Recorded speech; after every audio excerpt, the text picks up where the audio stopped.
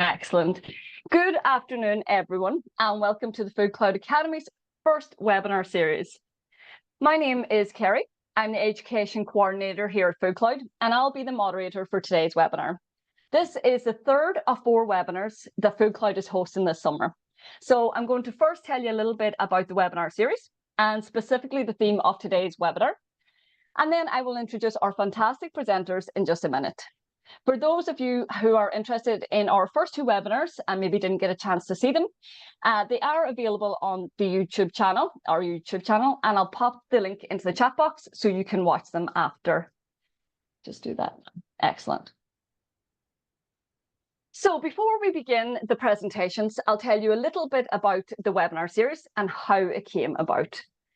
So Food Cloud Academy is carrying out a 3-year education project named Thrive Together, and it is funded by the Department of the Environment, Climate and Communications Community Climate Action Programme. Our goal is to create a variety of educational tools that support, inspire and empower our interested community, volunteer and food industry networks to maximise their potential of surplus food distribution. We want to provide opportunities for our whole network to go beyond being passive participants in surplus food distribution to become more active and engaged in this important community activity. So to date, we have developed accredited and non-accredited courses with Atlantic Technological University, ATU, 4 video and text case studies, which are the focus point of this webinar series, a community food sharing toolkit, and workshops. So again, I'm going to pop the link to the website into the chat box, and you can read more about Food Cloud Academy's educational offerings after this webinar. So I suppose the webinars themselves, so the webinars and the webinar series features 4 case studies, text and video, and these showcase best practices of surplus food sharing projects. Each case study highlights a specific theme and demonstrates how organisations and communities can come together to create sustainable food sharing practices in different ways.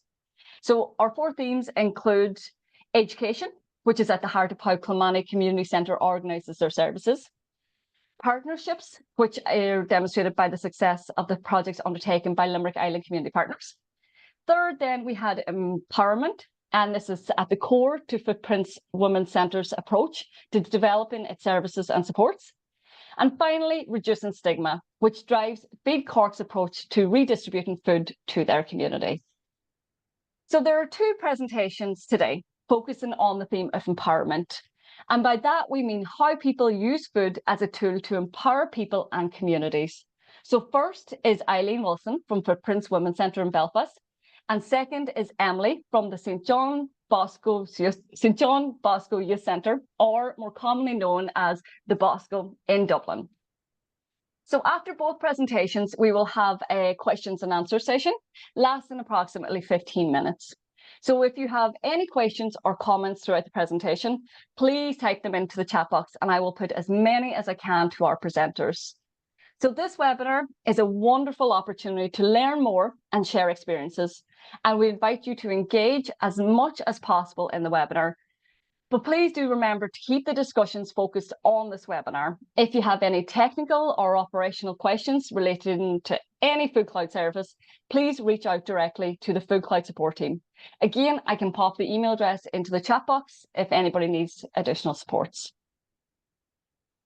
Okay, so without further ado, I will move on to our first presentation, and I introduce Eileen Wilson, the Food Services and Sustainable Living Manager at Footprints Women's Centre. Footprints Women's Centre features in our case study on empowerment, as I mentioned, showcasing how surplus food serves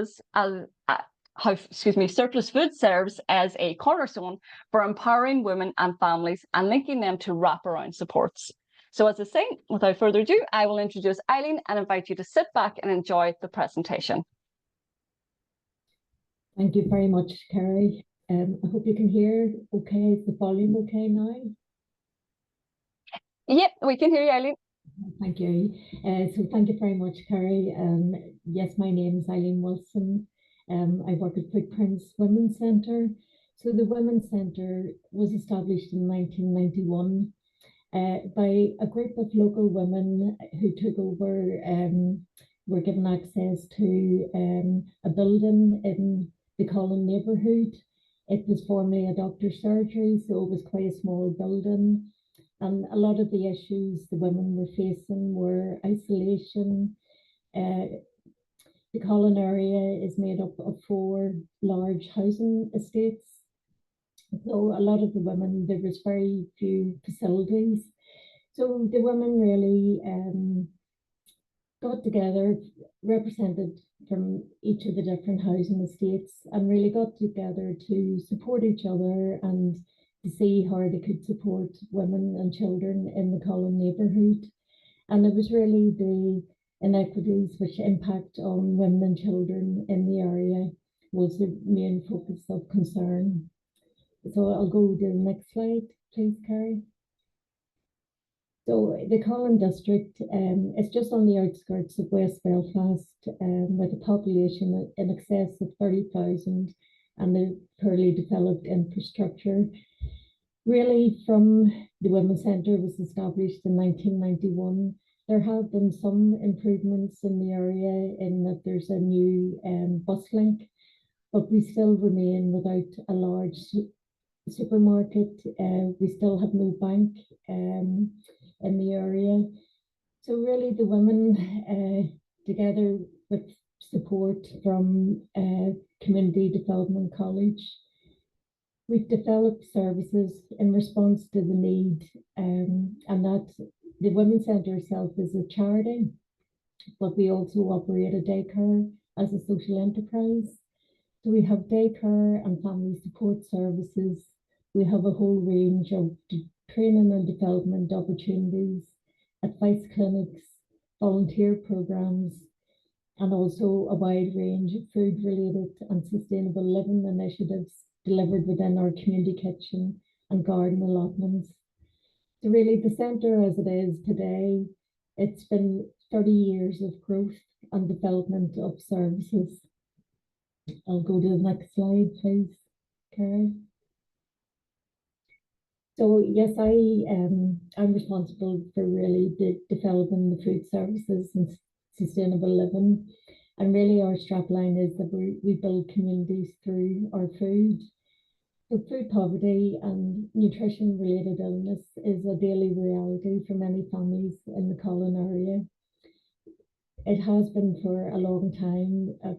Food poverty, food insecurity are the terms that we use really in the last number of years, but poverty has always been a real issue.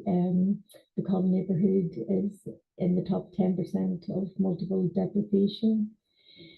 So food, we find even in our small building, we always had a kitchen, and food was very much a way of connecting with people.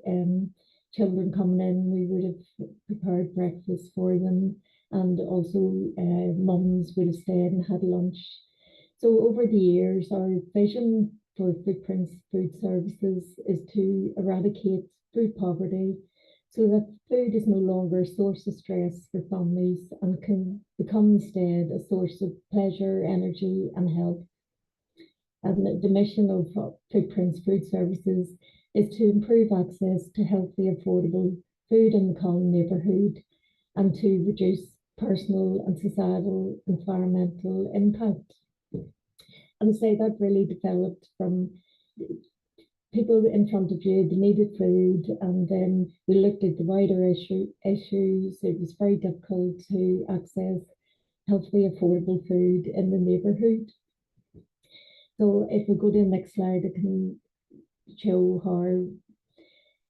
how we're tackling food insecurity.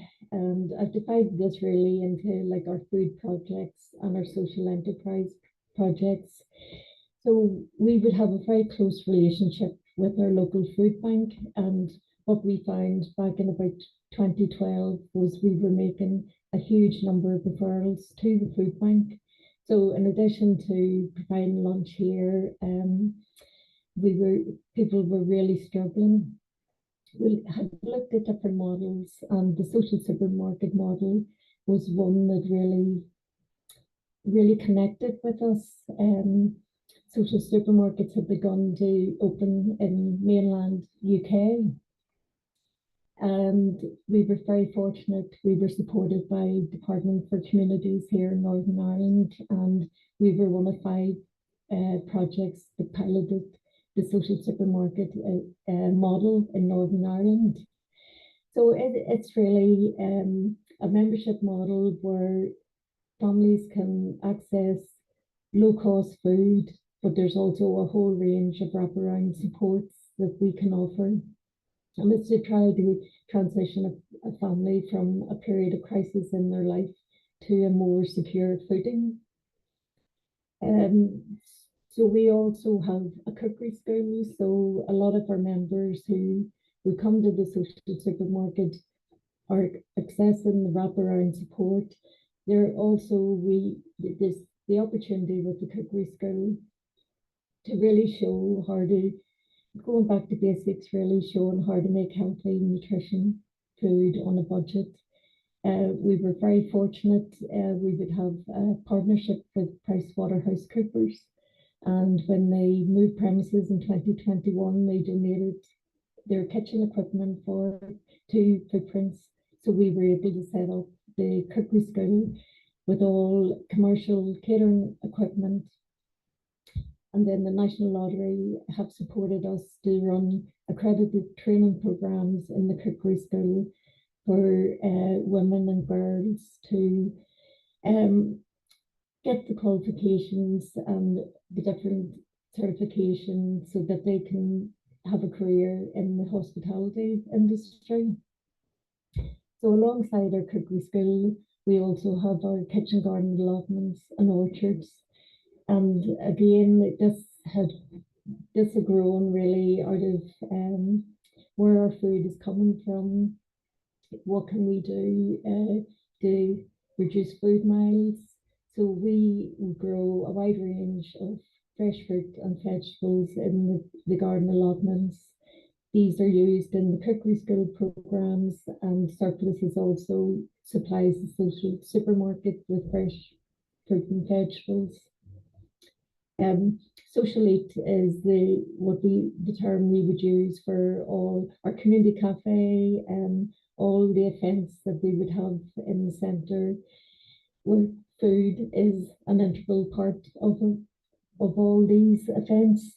And then our social enterprise projects, because although we would have some source of funding for our food projects, we always need to access more funds. So we have established a new street kitchen, which is a food trailer, and we sell coffees, paninis, and it is an income stream to support the social supermarket. At the minute, the food truck is operating just on site here at the Prince Women's Centre, but we have plans from next spring to bring it to different parks and festivals. So the name Danu means Earth Mother, and it signifies abundance. So we thought that tied in very nicely with the Footprints Women's Centre. But it also has its own identity that we can bring to different events, and it's a commercial venture which will support our food projects. We would also have room hire and catering at the centre here. And again, it would be different groups. We had a group in last night using the centre for it was like a team meeting. So there was 14 of them, and we were able to provide the catering and the room hire, which again generates an income for the social supermarket. So if we'll go on to the next slide, Carrie, please.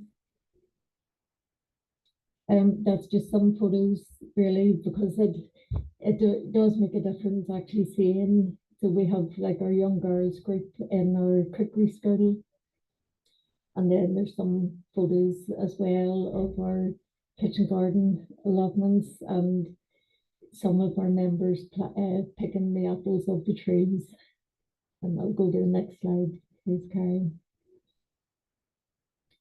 So sustainable living has really become a core part of our work in the Women's Centre, and again, it is all around empowerment.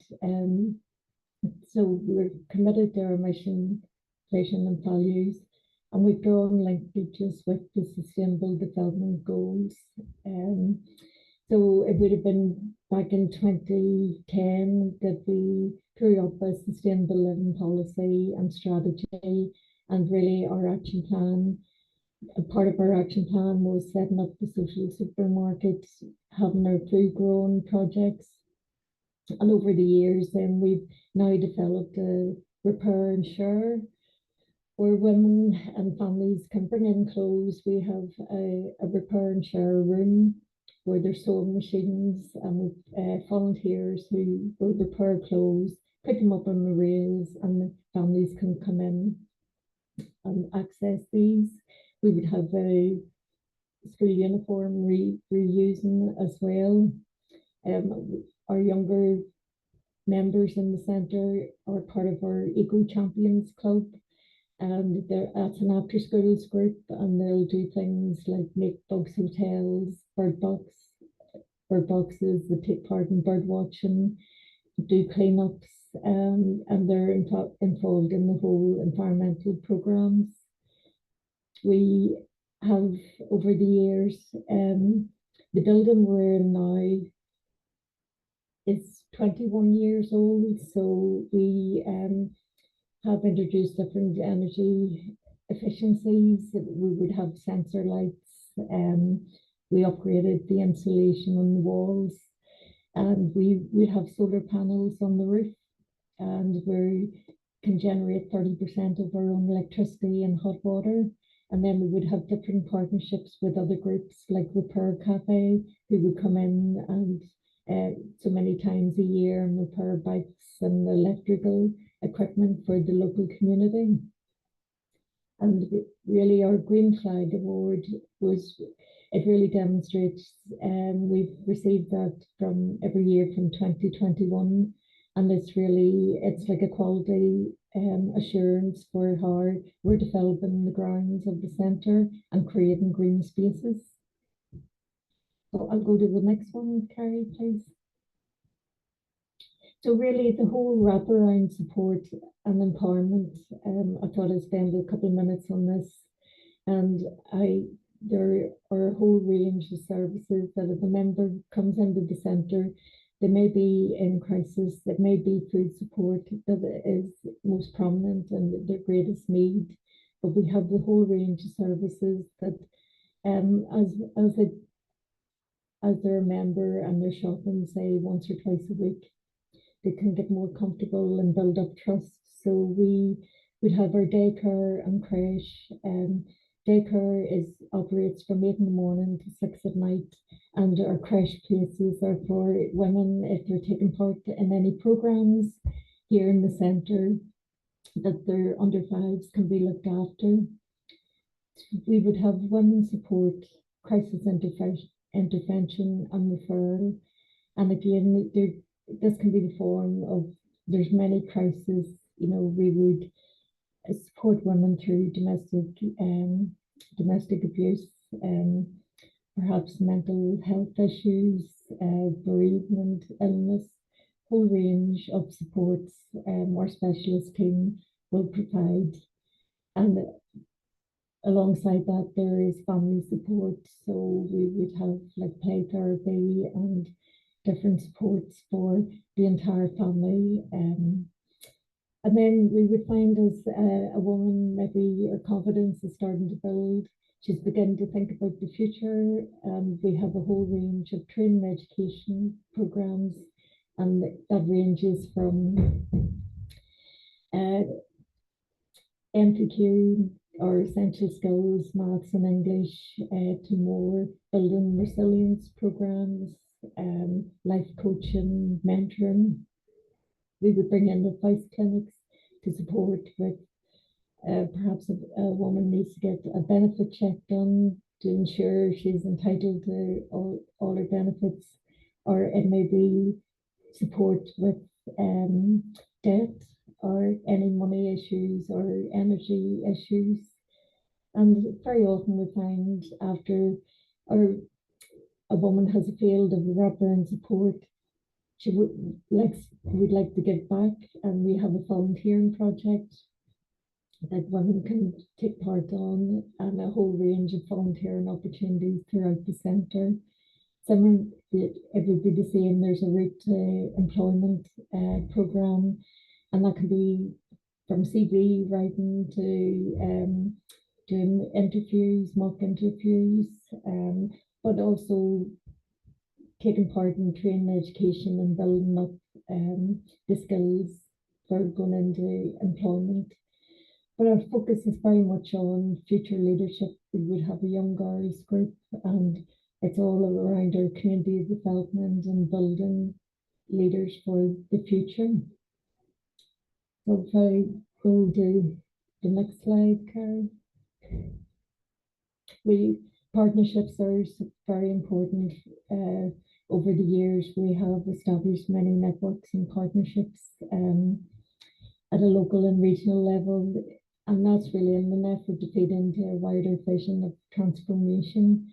So we appreciate the need to keep a strategic eye while we're delivering in the heart of the community.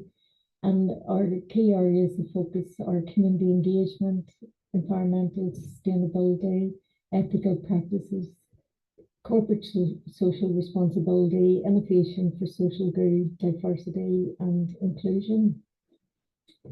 Thank you, Carrie. So yes, really just the end. Thank you. You know, we would have our Syrians women's group, we have older women's group as well as young girls.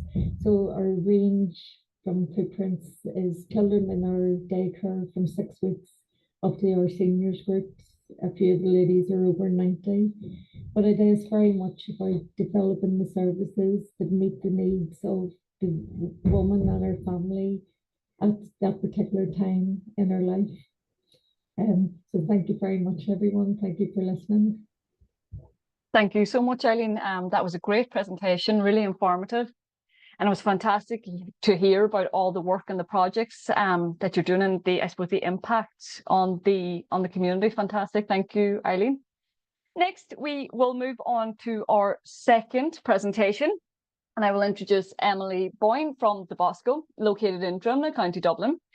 So this model strives to support young people and their families to empower them to reach their full potential. This organisation has been doing amazing work for well over 70 years.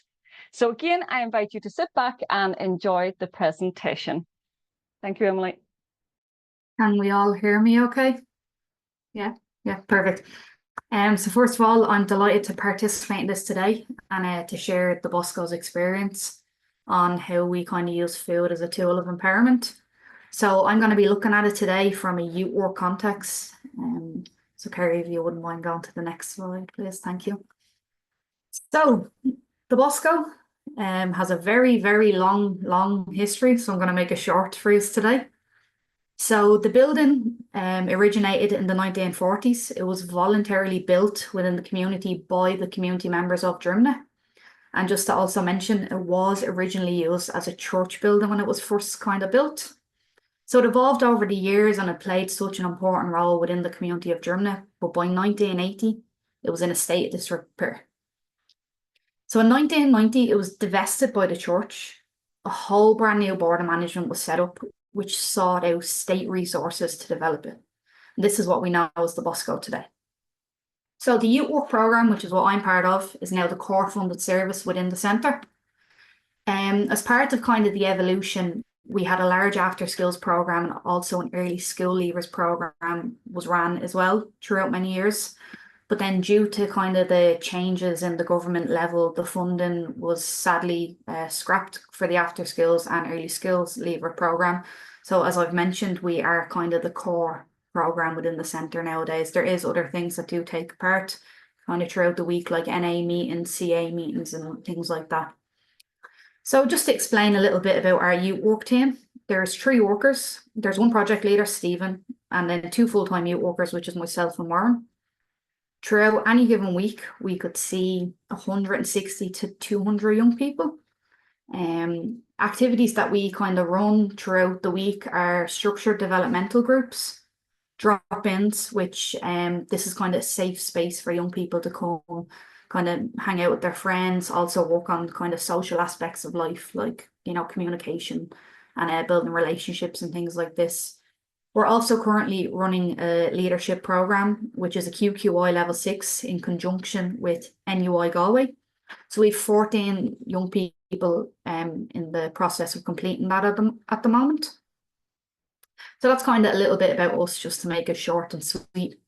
So where does Food Cloud fit in on our kind of aspect of everyday life in the youth centre? So we first began receiving Food Cloud kind of prior to the pandemic.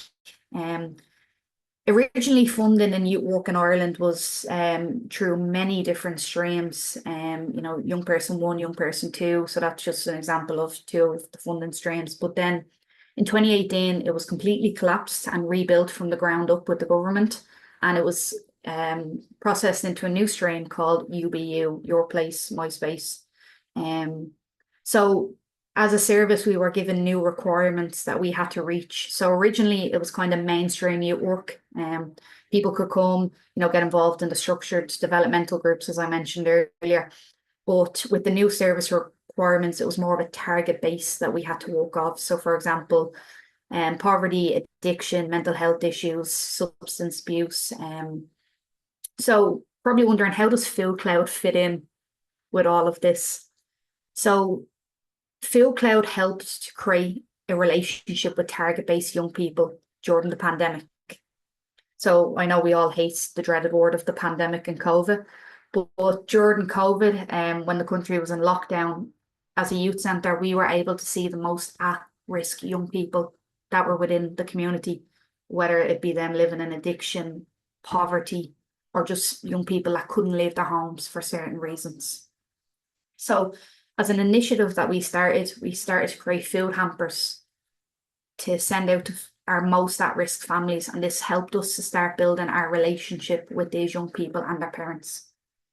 So when we started to give these food hampers, it opened a wide variety for families to even try things like new food, because that is a big thing kind of within food poverty, is not getting to try new foods, kind of that would be new to them. For example, rice could be a new food for a family. It's something that a lot of people would take kind of for granted, but a lot of our families wouldn't have kind of ate this food in the past and things like that. So as I mentioned, we started to use it to support these families, and it empowered the families to eat and not be hungry. It helped us to connect, to create a positive kind of long-term impact on this family. It empowered them to make meals last longer as well by getting that little bit of support from us. So if you wouldn't mind switching to the next slide, very sorry. So there's 4 photos in front of you guys. So this is how we empower our young people through Food Cloud. So on the top left corner, you'll see 3 young women taking part in a cooking activity. So some of our young people would have families at home that wouldn't cook for them, wouldn't know how to cook for them or anything like that. So using what we receive from Food Cloud, we can create cooking programs for our junior groups to teach them skills. So this specific photo is from our junior girls group last year that asked for a cooking program so they could learn a main course and a dessert. This specific photo, I remember, they made cookies. I think they were probably the best cookies I've had in my life. But all the ingredients that were used to create them cookies was given to us from Food Cloud. It empowered these young women to kind of start creating meals for themselves at home. I remember one of them saying to me, I don't even know how to make toast without burning it. So it was giving them the kind of life skills through Food Cloud to show them, there's with 3 simple ingredients, you can make a full meal. Then to the right there, it's our drop-ins and groups. So you're probably wondering, how does this differ to our cooking activities? So drop-in and groups are run throughout the week, and a lot of our young people come straight after school. And then also, as I've said previously, would come from families that don't really know how to cook and things like that. So us, by providing them refreshments, snacks, drinks after kind of school during group, it helps them with their concentration levels, and it's us knowing that they've also got something in their stomach, because once they leave, we're not too sure about kind of, the home situation, whether they're going to get a dinner, what their dinner looks like, things like that. To be honest, a lot of our young people say sometimes it's part of their favourite thing of the group is when we feed them. But that also links in with the cooking activities. So for example, in that picture, you can see cupcakes there. we were given all the ingredients by Food Cloud to create the cupcakes. And as a group activity, we said, hey guys, you just want to make cupcakes? And they were like, yeah, please, please. So that is one.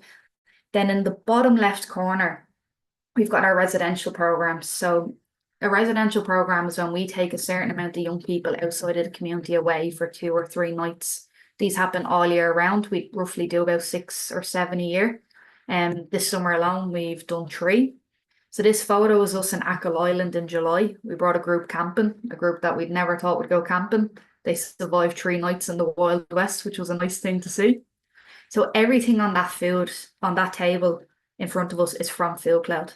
This was one of the nights we made a barbecue. Our young people understand our relationship with Food Cloud as well, because we do speak about it openly with them, kind of, because a lot of them would say, how have you got the money for this? That's one thing that Food Cloud we've noticed is the finance side of things. It helps us save so much money, especially on a residential program. If you're bringing 13 young people away for 2 nights and you go for a shop, I'm sure as people know from doing their own shop, it can be quite expensive. And so with the residential programs, it can open up so much more doors for us by having the impact of Food Cloud, being able to kind of empower the young people to step outside their comfort zone by bringing them away. As I said, sorry, the specific residential, you know, a lot of the young people had never even slept in a sleeping bag before, never mind a tent. And, you know, it was an eye opener for them to see kind of what else is within our country. And then to the right, you've got community supports. So as I've previously mentioned, some of our work involves giving food hampers to our most at-risk young people and their families. So this specific part of our kind of job is, as I said, our young people are well aware that we are linked in with Food Cloud, and this specific group asked could they help us make food hampers for the community, as they're aware of kind of what we do with our food hampers. Young people will never know where the food hampers go, or, you know, even young people that do receive them, they never kind of say, oh yeah, I get them, or so this particular group, they saw that we'd had kind of the boxes out and we're going to start making food hampers and ask could they join in. So I think giving the empowerment to young people to see kind of what what aspects goes into even just our job. You know, you get a lot of young people say, all you do is play FIFA and pool all day, which is only like a small part of our job. You know, a lot of admin work, a lot of crisis intervention, residentials, drop-ins, groups. So for them to kind of see this side empowers them to show that there's kind of a bigger picture to everything, that you don't always know kind of what's going on behind closed doors. It's just great to see that our young people are so invested in helping the community without knowing exactly who it's for, what it's for. They're just happy to grab the Food Cloud stuff off the shelf and pop it into boxes and pack them into the van. So I think overall kind of the empowerment that we do through Food Cloud with young people speaks on different levels, as I've gone through 4 different sections there. And then that's not even including when young people kind of come and, like, sometimes we bring them to collect a Food Cloud drop with us, of when like we get a notification on the app and things like that. So they get to see that kind of side of things as well.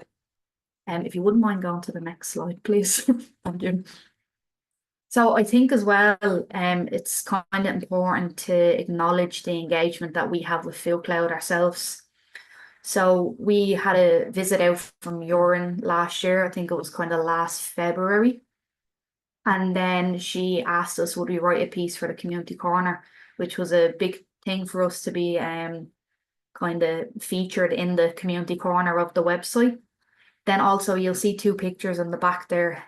So it's myself and 3 young women, 3 of our seniors. We were invited back in May to the launch of the community meals over in Richmond Barracks in Inchicore, where young people got to kind of see the bigger picture of what Food Cloud is. So there was a lovely meal cooked for us on the day. The girls had sat down with me and said how nice it was. And I think at some point I said to them, yeah, it's all like sustainable food from Food Cloud. And they were like, what? And I said, yeah, like this is how far this food can go. And it kind of had them questioning. Then they were speaking away to some of the workers about like So one of the meals was a cottage pie, and they were like, "It's mental that he's made a complete cottage pie just out of leftover food." I was lucky enough as well that day to kind of get to speak on behalf of the St. John Bosco Youth Centre about our work and kind of how it impacts us in general. So I think that's, it's very important for us to acknowledge the partnership that we have with Food Cloud at the moment, because we're talking about empowering through food on this webinar, and our partnership with Food Cloud has empowered us in general. So we always feel like Food Cloud value what we do with the kind of the sustainable food that we're given. It's that we're not just taking it, but we're creating a process that's recognised as valuable. And I think these two examples that I've just given have kind of shown that we are valued. And so it's quite an interesting aspect, the kind of empowerment through food, because I've just given the examples of empowering through our community work, empowering through with our young people, and then the empowering partnership that we have with Food Cloud at the moment.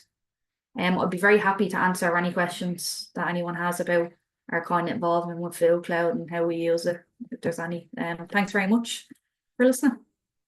Excellent. Thank you so much, Emily. That was a fantastic presentation. Well done. Okay, so we will move on to our questions and answer session. So if you have any questions or comments, please pop them into the chat box and I will pose them to the presenters. For this section, I will stop sharing the screen. And I suppose while we wait for some comments and questions to come in, I suppose I just have a few thoughts that I would like to throw out there. First, to yourself, Eileen, like, I think the social supermarket model is great. Now, I've visited Footprints a number of times myself, and I have seen it in action, see how well it works. But I suppose, Eileen, I'm hoping that maybe you could tell us a little bit more about how you managed to get buy-in from the community to the point that it is now hugely successful. As I say, I've seen it myself in action, and I've seen people in the shop and how they move from the shop to the little community cafe and so on. But yeah, managing that community buy-in, can you tell us a little bit about that, please? Yes, of course. Thank you, Carrie. And I suppose really to say, it would be Food Cloud down south here in Northern Ireland. It's for sure that we would get most of our food from. Sorry, I should have mentioned that in my presentation. But really, I think the whole setup of the social supermarket, because it really, it's the comments we would get most often is that it's so unlike a food bank. You know, it is set up that really the members, it's a very dignified experience. Members can come in, choose their own food when so much of their choices is gone. The ability to be able to choose food for their own families. And I suppose it's the whole feeling of trust that is built up with members. That yes, they may be experiencing a crisis in their life, but that the centre, it's a safe space, and the social supermarket is a place where not just to get food, but also support as well. Yeah. I mean, as I say, from my own experience, visiting Footprints, seeing kids even in the social supermarket, you just see how well the model works. And in terms of, it's just like a normal supermarket, the choice, and so on. Yeah, it's fantastic. And I should say, just a comment that I had listened to both the presentations, and seeing it is the visuals and the pictures and the photos that you both included in your presentations were amazing. They were so powerful, and I suppose seeing them, and I'm so glad you did include them in the presentations, because it brought it home. It brought home the message to see, you hear stories and you hear the impact, but when you see those visuals, I personally found it very impactful and very powerful. So it was great to include those photos and those pictures. I suppose, Emily, I'll ask you again just something that I was thinking about is, you mentioned the COVID, the pandemic, and the transition then towards building relationships with parents through the food parcels and things like that. Could you talk a little bit more, I suppose, about that experience, moving kind of the transition away from teenagers and so on to, I suppose, trying to develop relationships with parents as well? How did you find that? And I suppose, what was the impact of that? Yeah, like I think it should be noted that building relationships with anyone can be very difficult in this line of work, whether it's a young person or a parent or a family member. I think with the kind of food parcels, because with the new funding stream, it had become quite evident to us kind of who our most at-risk young people were. So I think kind of obviously there was a barrier between us and parents at the time. Because as well, like I know from personal experience, when someone knocks on the door, you're like, who is this knocking on my door and why are they here? Like, so we know that it could be quite scary for the parents for us to be knocking up to be like, hi, we're the Bosco, you know, your child or your person in care comes down to us. But I think kind of the main part was that they were aware of who we were. You know, like as much as they didn't kind of know our faces, they were aware we worked with their child, their young person. So I think with it, you know, it was difficult at the start. It was, and you know, it's also you have to look at it from kind of a human side of things as well. It can be quite embarrassing for people to be knocking up, being like, "Look, we know what's going on. Is there any way we can help you?" You know, it takes a lot of guts for a parent to admit, yeah, I would like a food hamper if possible. Things are like we're struggling here, things are tight. And so I think with the building the relationship with the parents, it was getting to that stage for them being able to trust us to say, yeah, I am struggling. What can you help us with? But I think it did help that it was happening during the pandemic because no one could really leave their house, and you know, there's the 2K rule, the 5K rule, and it really kind of showed us what young people had and didn't have. You know, like the support at home. You know, so like online school, I know that was a big thing. Like we had young people that didn't have a laptop or a tablet or even a phone to do online school, you know, so it opened up our eyes quite a lot to what families are most at risk. So yeah, I think that sorry, just to go back to your point, I went on a bit of a gander there, but it was a little bit difficult at the start to build that relationship with parents, but like your pandemic started 4 years ago. Now they'd have no bother texting us saying, look, things are a little bit tight at the moment. Can you drop in a food hamper if there's any extra stuff there? And so I think the work that we have done with the families, because obviously our main key contact is the young person. And, you know, it's having them chats with them as well of like, look, you guys don't be afraid to text us either of anything kind of, you know, if you need a food hamper and things like that. So, yeah. Excellent. Fantastic. I just have a comment and a question in the chat box from Emer. So thank you, Emily and Eileen, for presentations. Emily, do you think that the fact that it is surplus food and has a positive environmental impact, is this of interest and value to the young people? I think when we first started our partnership with Food Cloud, they didn't kind of really understand the impact that Food Cloud had. Yeah, oh, surplus food, you know, I think they just kind of assumed it was if they weren't sold by a certain date, you know, they were given away and things like that. But as kind of the relationship has built around Food Cloud, they have kind of become more interested in the kind of the value it has.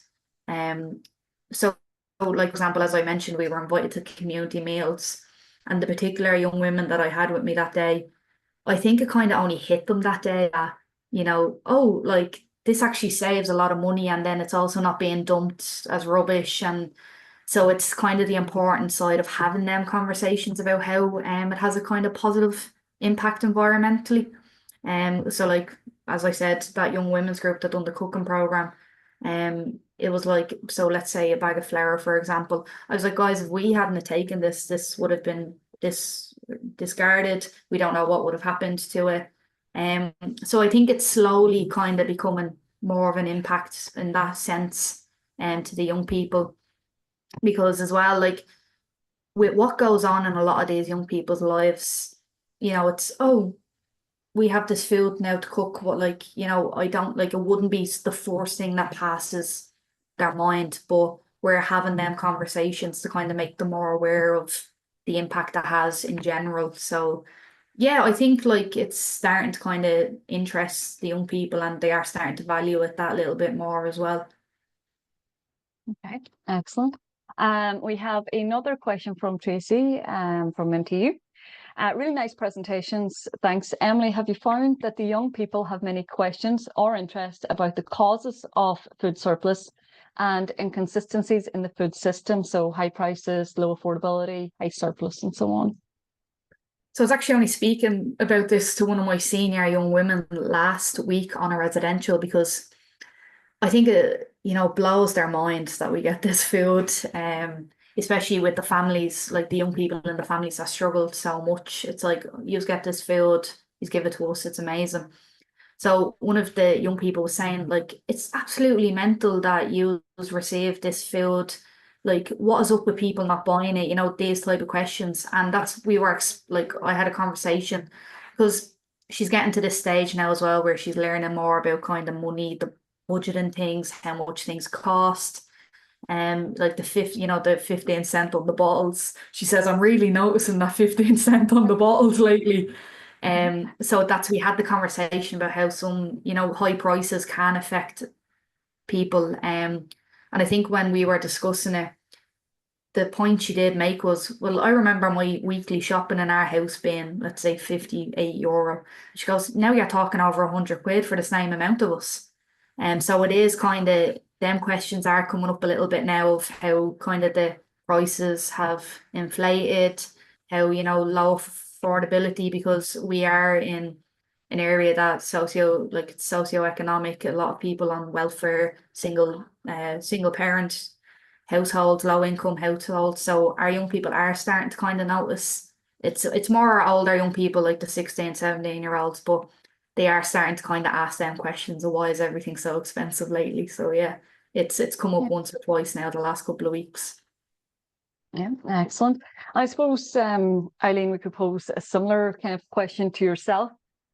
For those with footprints, do you think the fact that the food is surplus food and has a positive environmental impact, is this of interest and value to people at footprints, excuse me? Yes, very much so. Especially when we first opened in 2017.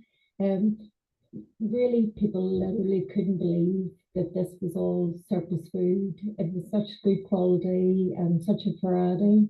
And yes, that would have been a lot of questions. Well, what would have happened to this food and why? What is it in the food system? And how is it, because a lot of the food doesn't actually even reach the supermarkets, that it comes direct from retailers and manufacturers. Yes, it opened up a lot of questions. So one of the things we do, we keep a record and calculate the food that we get from Fair Share, and then we convert that into how many meals. So for example, last year it was over 20 tonnes of food from Fair Share, which equates to over 54,000 meals that provided. But then we also show the carbon emissions that were saved because the food was diverted and it wasn't going to landfill. So yes, it went from something that people really hadn't thought about to now it's accepted that this concept really works, because it's all perfectly good food that would have been wasted. Yeah. And I suppose just relating then to Tracy's comment about the causes of food surplus and the inconsistencies in the food system, is that anybody question that or of interest following on from that?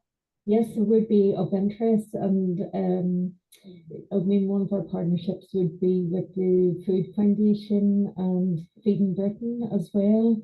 I suppose we don't really have any good answers as to why there is so much food that is surplus, but it Yeah. just be within the food system.